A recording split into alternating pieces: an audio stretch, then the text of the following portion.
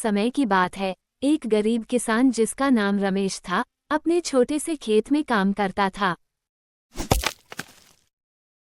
कल सुबह मुझे जल्दी खेत पर जाना होगा ताकि मैं सारे बैगन तोड़ के गांव में बेच आऊं और अपने घर का खर्चा चला सकूं और बच्चों की पढ़ाई हो सके। रमेश सुबह जल्दी खेतों पर जाता है।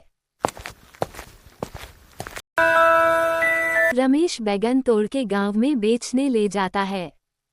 बैगन ले लो, बैगन ताजा ताजा बैगन ले लो।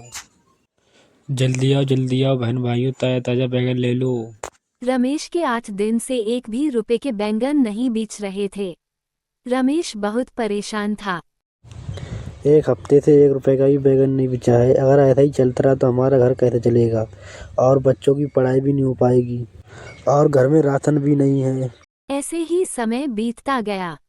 अपने छोटे से खेत में काम करता था। एक दिन उसने खेत में एक अजीब सा बैगन उगते हुए देखा। ये बैगन बाकी बैगनों से अलग था। जैसे ही उसने उस बैगन को तोड़ा, वह बैगन बोल पड़ा।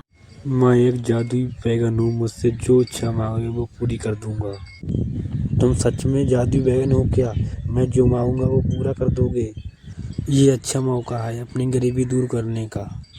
हाँ, मैं एक जादुई बैगन हूँ, मुझसे जो तुम मांगोगे मैं तुम्हारी इच्छा पूरी कर दूंगा। तुरंत कहा, मुझे इतना सोना चाहिए कि मैं कभी भी परेशान न हूँ और मेरे पास सारी सुख सुविधाएं हों। जादू बैगन ने अपनी जादुई शक्ति से सोना रमेश के पास भेज दिया। रमेश अब बहुत अमीर हो गया और वो खुशी खुशी अपने नए जीवन का आनंद लेने लगा। लेकिन जल्द ही वह और भी अधिक सोने की लालसा रखने लगा। क्यों ना मैं जादुई बैगन से और ज्यादा सोना मांगू ताकि मुझे जिंदगी भर काम करना ना पड़े। रमेश फिर जादुई बैगन के पास जाता है। उसने बैगन से और भी ज्यादा सोना मांगा। जादू बैगन ने उसे फिर से और सोने की इच्छा पूरी की। ऐसे ही समय बीतता गया। समय के साथ रमेश की लालच बढ़ती ही चली गई।